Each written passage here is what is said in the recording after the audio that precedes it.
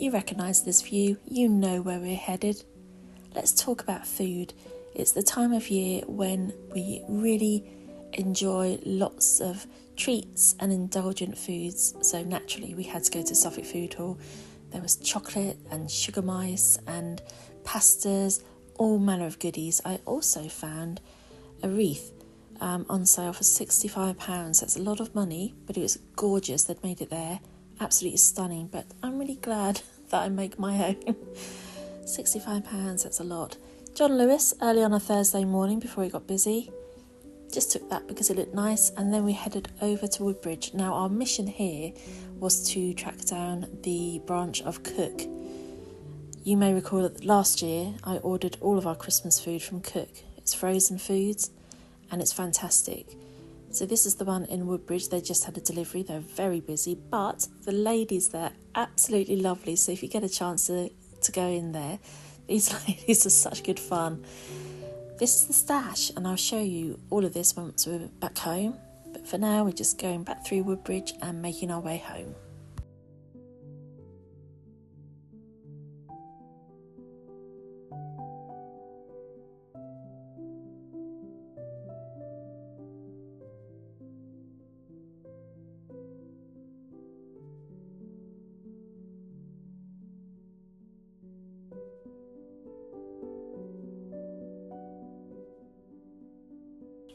Let me show you what we got in Cook. So all frozen, you see the prices on the front, so I don't need to highlight those.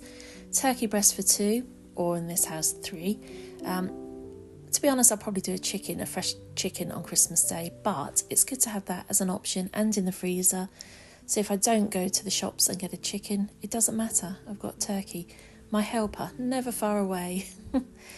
Bread sauce, it was really good, so I definitely got that again. No vegetables because I like to spend Christmas Eve in the kitchen, glass of champagne, carols on the TV, and prep my veg. And it's just something I love to do, actually. I didn't do it last year. Beef Wellington, I'm so excited about that, I can't tell you. And that's a really good price. Pigs in blankets, you have to have them. And then this is very handy. Frozen mince pies, you defrost them and then you warm them in the oven. That's so helpful to just have those nestled in the freezer for when you want them.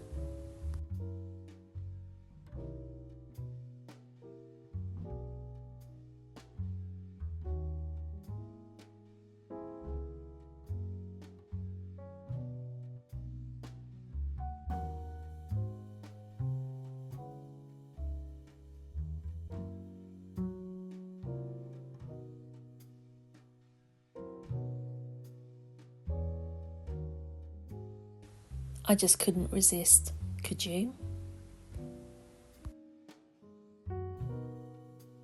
Time to put together the hamper for my mum. So I started by making a liner from cellophane to go inside the box. And just in case anyone out there wonders what I put in there, it's literally biscuits with cheese, a bag of chestnuts, chocolates, there's Christmas cake slices, marshmallows, that's some packaging there. Chocolates for a Christmas tree, there's yummy biscuits for cheese there, nuts, all manner of things, cookie mix, pickled onions, things that are luxurious but also useful. I could have been more generous with the cellophane to give it more of a flourish at the top, but it's fine, it's doing what it needs to do. The hamper has been delivered and my mum was very pleased.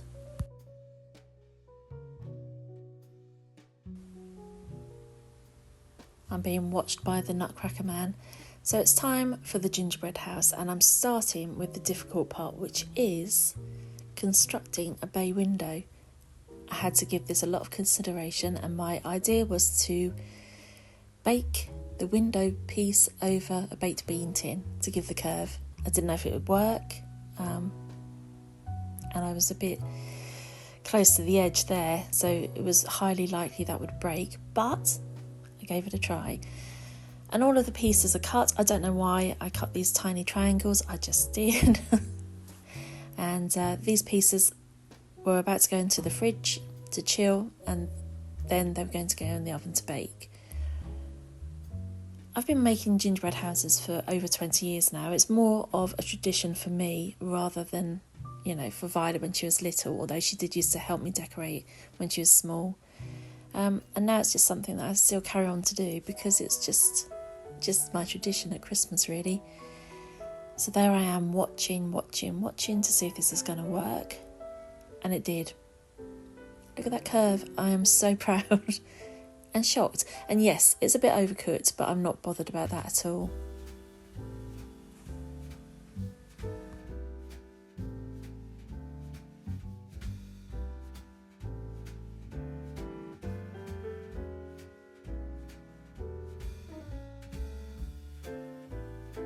Leaf gelatine gives the appearance of glass in the window. That was fun to get that to stick to the curve, but I managed it, and I've stuck the window onto the front of the house there, and I had to leave that to set completely. But it looks really nice when you look through it. It looks like proper glass, doesn't it? This is less impressive. My roof pieces, as you can see, had a disaster. I tried to fix them, but in the meantime I focused on creating a door that I'm still not happy with. I never like my doors, and black roof tiles, but I had to make more gingerbread and redo the roof parts because look at that. Even though I tried, I used that clear glue that I showed you before, the edible glue, and that didn't work either. So there we are, 2 new roof pieces, all decorated. And here's the house, and I'm so pleased with it. It kind of looks like how I imagined it. It kind of doesn't. The porch is completely different. The window is completely out of proportion, isn't it, to the house? But then it's a gingerbread house, a house of biscuits, so who cares? And as always, there were other disasters. So my porch, I'm kind of made up on the spot. It's not very good. The door is a bit of a mess, but there we are. That's what I do. The snowman's good though. I like him. And I used those little triangles on top of the window.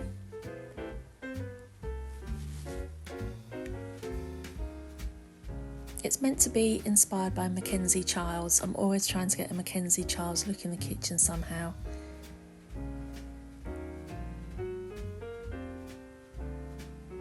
Not very neat in places, and on the side here I've tried to cover up yet another crack. You can see that there, just on there, so the greenery covers up quite a bit, and there's a candle that's just at the back there to give some light on the inside of the house. So not perfect, never is, never will be, but it's done.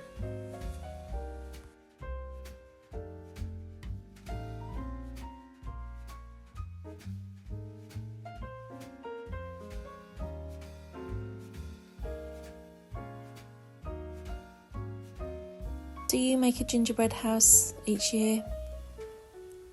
I often wonder if it's worth the time and the effort, and then you get the problems like cracked roof parts and what have you.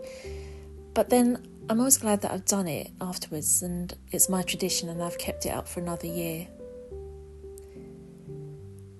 And I do like to see a gingerbread house in the kitchen. Just makes me smile. But you know what, if you don't make it from scratch, there is absolutely nothing wrong with buying one of these kits. The prices are pretty good, and especially if you have children, absolutely perfect. There's my little friend. He's always nearby.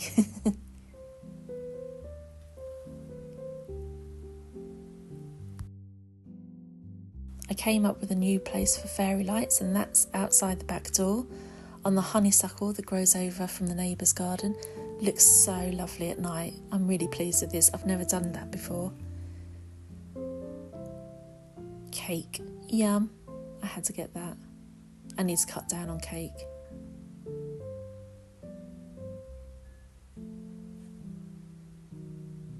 Yeah, you're not going to have the cake, Henry Cat.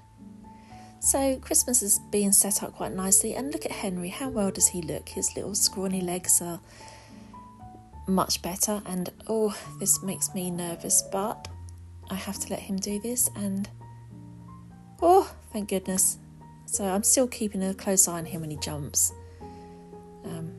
But he's a cat and he's going to jump and climb.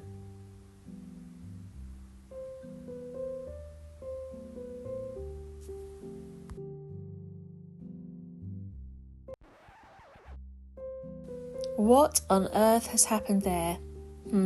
I wonder. Let's ask somebody in the kitchen. Henry Cat, do you know what's happened to the gingerbread house? No comment. I know he did it. He always wrecks the gingerbread house. Anyway, thanks for watching, and I'll see you again soon.